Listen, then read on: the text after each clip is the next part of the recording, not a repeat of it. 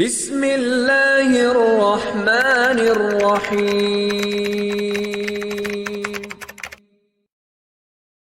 अस्सलाम वालेकुम स्टूडेंट्स, मेरा नाम अम्मार मुजाहिद है और हम ऑप्टिमाइजेशन का टॉपिक कर रहे थे। एक्सरसाइज 4.7 के पहले कुछ सवाल हमने कर लिए थे। आज क्वेश्चन नंबर 30 को ट्राई करते हैं। इसमें आपके पास गिवन है कि if the two equal sides of N isosceles triangle have length है, यानी एक अदद आइसोसेलेस ट्रायंगल गिवन है और उसकी आइसोसेल ऐसी ट्रायंगल होती है जिसकी दो साइड्स की लेंथ सेम हो, इक्वल हो।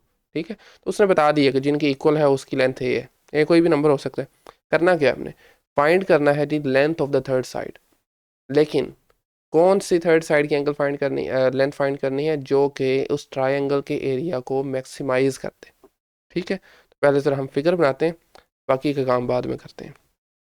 ओके, तो let's say this is over I mean isosceles triangle, और इसकी जो दो साइड्स आपको ये वाइट में नज़र आ रही हैं, these are the equal equal sides हैं ये, लेट्स से। और क्वेश्चन के मुताबिक उसने इनकी लेंथ को ए कहा हुआ है। ठीक है, दोनों साइड्स की लेंथ जो है वो ए होगी। अब हमने करना क्या है, length of the third side find करनी है that maximizes the area of the triangle. Basically हमने एरिया को मैक्सिमाइज करना है। ठीक है, तो उसके लिए हमें एरिया का फॉर्मूला चाहिए फर्स्ट ऑफ ऑल। तो एरिया का formula area of a triangle का क्या होता है जी, ए इज इक्वल टू हाफ, साथ में आपके पास मल्टीप्लाई होता है इसकी हाइट और उसकी बेस, या उसको विथ कह लें। ठीक है, तो देखें दोनों चीज़ें गिवन नहीं है तो हमें खुद से लेनी पड़ेंगी। चलें, तो let's say this is over height. अच्छा, इस हाइट वाली जो मैंने लाइन लगाई है इसने आपके ट्रायंगल को बेसिकली दो में कन्वर्ट कर दी है, ऐसे ही है ना। चलें, इसको हम एच कह देते हैं और नीचे जो आपको बेस नज़र आ रही है, बेस वाली साइड, उसको हम चलें बी कह देते हैं। ठीक है, आपके पास विथ इसकी बी है, तो अब आपका फॉर्मूला क्या बनेगा, simply 1/2 times H multiplied with B, H और बी। ठीक है, दोनों अननोन्स हैं अभी। अच्छा, हमने फाइंड आउट क्या करना है, बेसिकली हम बी फाइंड करना है। ठीक है, थर्ड साइड की लेंथ बी होगी ना इस केस में, और साथ में हमें यहाँ से एंगल बी फाइंड आउट करना पड़ेगा। एंगल बी हमने फाइंड करना है, यानी किस एंगल पर इसको ओपन किया जाए और क्या लेंथ हो थर्ड साइड की, तो आपका एरिया मैक्सिमम होगा। तो चलें, इसमें वैसे आपका जो ओवरऑल एंगल है ना, हम वो अभी नहीं लेते, हम जस्ट आपके पास ये इसको थीटा में कह देता हूँ। ठीक है, तो आप देख रहे हैं यहाँ पर एक राइट ट्राइंगल बन गई है, क्योंकि ये एंगल 90 का है। ठीक है, बाय द वे थीटा यहाँ पर भी एंगल होगा, जितना यहाँ पर है उतना यहाँ पर होगा, लेकिन हम अभी इस राइट ट्राइंगल को कंसिडर करते हुए यहाँ से एच की और बी की वैल्यूज़ को ज़रा फाइंड आउट करते हैं। ठीक है, तो अच्छा, नीचे वाली जो आपको साइड नज़र आ रही है इसकी लेंथ बी है, तो अगर आपने ये वाली राइट ट्राइंगल ली लेफ़्ट वाली, तो आपके पास ये जो नीचे वाली साइड की लेंथ होगी वो सिंपली b/2 हो जाएगी, हाफ हो जाएगी ना, क्योंकि ओवरऑल b है तो ये b/2 हो जाएगी। खैर, तो अब आपने यहाँ से साइन थीटा देखें ज़रा किसके इक्वल होता है, ratio we have perpendicular divided by hypotenuse. तो परपेंडिकुलर साइड थीटा के सामने वाली होती है, एंगल के सामने वाली, which is in this case b/2। और हाइपोटेनियस कौन सी है जी, सिंपल 90 के एंगल के सामने ए है इस केस में, b/2 डिवाइडेड बाई ए। तो फर्दर थोड़ी सिंप्लीफिकेशन करेंगे तो we have sine theta this is equal to 2 नीचे आ जाएगा simply, and this is equal to b/2a। यहाँ से चूंकि a हमारे पास नोन है, ठीक है, उसने ये दिया हुआ है, इसकी कोई ना कोई वैल्यू होगी, तो हमने b को ज़रा सेपरेट करें, तो हमें यहाँ से b की वैल्यू मिलेगी सिंपली 2a साइन थीटा। ठीक है, b की वैल्यू हमें यहाँ से मिल गई है। लेंथ हमने यानी b की फाइंड कर ली है, लेकिन अभी हमें एंगल बस चाहिए, वो एंगल यहाँ पर पुट करेंगे तो आपके पास सिंपल b की लेंथ आ जाए, थर्ड साइड की लेंथ आ जाएगी। ठीक है, तो अच्छा, इससे पहले हम एंगल फाइंड करें, हम ज़रा यहाँ से h की वैल्यू भी फाइंड करते हैं। तो उसके लिए आपने रेशियो यूज़ करनी है कोस थीटा। ओके, सो कोस थीटा क्या होता है जी, बेस डिवाइडेड बाई हाइपोटेनियस। तो बेस इस केस में h है, ठीक है ना, तो h डिवाइडेड बाई a आ जाएगा सिंपली यहाँ से, एंड दिस इम्प्लाइज दैट यहाँ से h की वैल्यू आएगी हमारे पास a कोस थीटा। ठीक है, तो अब आपने यहाँ से देखें ज़रा, आपके पास h की वैल्यू भी आ गई, b की भी आ गई। अब दोनों को ज़रा इसमें 1, चलें हम इसको 1 कह देते हैं, 1 में ज़रा पुट करें h और b, यानी लिख लेते हैं यहाँ पर a implies that a is equal to 1/2, h की वैल्यू है जी a कोस थीटा, और we have the value of b is this one 2a sin theta, right. तो थोड़ा सा ज़रा इसको सिंप्लीफाई हम करते हैं। अच्छा देखें, अब आपके पास जो एरिया का फॉर्मूला है ना, वो डिपेंडेंट है only on the angle theta. तो आप इसको लिख सकते हैं a ऑफ थीटा, राइट। तो 1/2 को ज़रा एज इट इज़ लिखा रहते हैं, कैंसिल ना करें।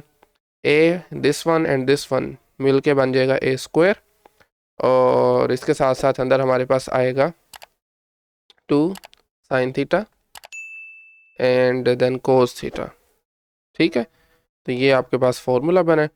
ओके, सो अब आपने बेसिकली आपके पास 2 sin थीटा कोस थीटा को कन्वर्ट करें अगर डबल एंगल में, तो क्या बनेगा 1/2 a square and sine 2 theta, yes sine 2 theta, ठीक है। इसका फॉर्मूला ये होता है। बहरहाल, तो आपके पास ये आ गया जी एरिया का फॉर्मूला, जो कि जस्ट डिपेंड कर रहा है थीटा पर। यहाँ से हमें बेसिकली आपने एरिया को मैक्सिमाइज करना है ना, तो उसके लिए पहले क्रिटिकल पॉइंट चाहिए होंगे। क्रिटिकल पॉइंट्स वो पॉइंट्स जहाँ पर डेरिवेटिव या ज़ीरो होता है या अनडिफाइन होता है। तो ज़रा पहले डेरिवेटिव फाइंड करते हैं। A prime of theta with respect theta है, तो a square by 2 as a constant वैसे ही रहेगा। साइन का डेरिवेटिव होता है जी कोस एंगल 2 थीटा ही, और एंगल का अलग से डेरिवेटिव लें विच इज़ 2 इन दिस केस, ठीक है। अच्छा, अब ये वाला 2 और ये वाला 2 कैंसिल होगा, ये नहीं क्योंकि ये एंगल में है। तो दिस इज इक्वल टू, यानी फर्स्ट डेरिवेटिव आपका इक्वल आया जी a स्क्वायर कोस 2 थीटा, ठीक है। तो अब आपने जैसे इसको जीरो के इक्वल रखना है फर्स्ट डेरिवेटिव को, क्रिटिकल पॉइंट्स आ जाएंगे। देखिए आपके पास जो डेरिवेटिव है ये अनडिफाइंड कहीं पर भी नहीं हो रहा। क्या रीज़न है? कोस 2 थीटा अनडिफाइंड होता ही नहीं है एक्चुअली अपनी डोमेन में, ठीक है। तो आपने बस वो पॉइंट्स निकालने हैं जहाँ पर डेरिवेटिव ज़ीरो हो रहा है। तो उसका तरीकाकार ये है कि अपने डेरिवेटिव को इक्वल रखें ज़ीरो के, वहाँ से थीटा की वैल्यू फाइंड आउट कर लें, ठीक है। अच्छा, चूंकि ए स्क्वायर कॉन्स्टेंट है, दूसरी तरफ जाकर डिवाइड हो जाएगा तो ज़ीरो हो जाएगा। यहाँ से मिलेगा जी कोस 2 थीटा इक्वल टू ज़ीरो। तो चूंकि हमें थीटा की वैल्यू चाहिए तो दोनों तरफ ज़रा कोस इनवर्स लें, तो हमें मिलेगा 2 theta is equal to cos inverse zero. अब देखें ज़रा, कोस आपका ज़ीरो कहाँ पर होता है by the way? Cos zero होता है वाई एक्सिस पर। तो हम यहाँ पर एंगल लेंगे π/2, ठीक है। तो 2 थीटा आ गया π/2, यहाँ से थीटा की वैल्यू सिंपली हमारे पास आ जाएगी जी π/4, ठीक है। तो ये हमारे पास आया है, this is the only critical point. अब आपने फर्स्ट डेरिवेटिव टेस्ट या सेकंड डेरिवेटिव टेस्ट को यूज़ करते हुए चेक करना है कि क्या ये ही एंगल है वो जिसकी हमें ज़रूरत है, यानी जो आपके एरिया को मैक्सिमाइज़ करेगा। तो हम ज़रा सेकंड सॉरी हम ज़रा सेकंड डेरिवेटिव यूज़ करते हैं, सेकंड डेरिवेटिव टेस्ट। तो पहले ज़रा सेकंड डेरिवेटिव वैल्यूएट करते हैं। Okay, so A double prime of theta, first derivative कौन सा है? This one, A square cos 2 theta, right. तो वंस अगेन ए स्क्वायर कांस्टेंट है, लिखा रहते हैं वैसे ही।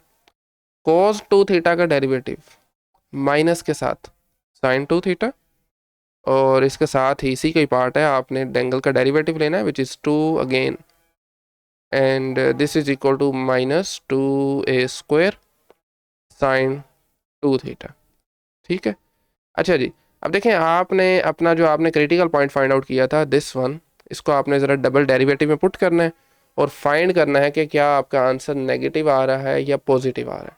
अगर नेगेटिव आंसर हुआ तो दैट मीन यही एंगल है जिसकी हमें तलाश थी, यही एंगल आपके एरिया को मैक्सिमाइज करेगा। और अगर ये पॉजिटिव आता है तो दैट मीन्स ये एंगल आपके पास मिनिमाइज करेगा, ठीक है। बहरहाल मिनिमम खैर इस केस में होगा ही नहीं, आपने मैक्सिमम देखना है। चेक करते हैं ज़रा इसको। तो a double prime of π/4, this is equal to -2a square और साइन 2 थीटा, साइन 2 थीटा है π/4। तो यहाँ से ज़रा कैंसिल आउट करें, बचेगा पीछे π/2, तो साइन π/2 होता है 1 के इक्वल। तो यहाँ से सिंपली आंसर आएगा माइनस का 2a square which is always negative, always less than zero. तो दैट मीन यही एंगल था जिसकी हमें तलाश थी, ठीक है। तो यही एंगल है जो कि आपके एरिया को मैक्सिमाइज करेगा। और अगर आपको याद हो तो हमने थीटा जस्ट ये वाला कहा हुआ है, दिस वन π/4, उतना ही एंगल आपके दूसरी तरफ भी है π/4। तो दोनों को ऐड करेंगे तो हमारे पास आएगा जी π/2 और यही इसका आंसर होगा। यानी कि आपने जो दो साइड्स लगाई हैं जिनकी लेंथ ए है उनके दरमियान एंगल 90 का होना चाहिए। ठीक है, अब ज़रा हम फाइंड करते हैं कि बी की क्या लेंथ होगी, दिस वन, इसको भी तो फाइंड करना है ना, बी क्या होगा, थर्ड साइड की लेंथ उसने कहा हुआ है, find the length of the third side.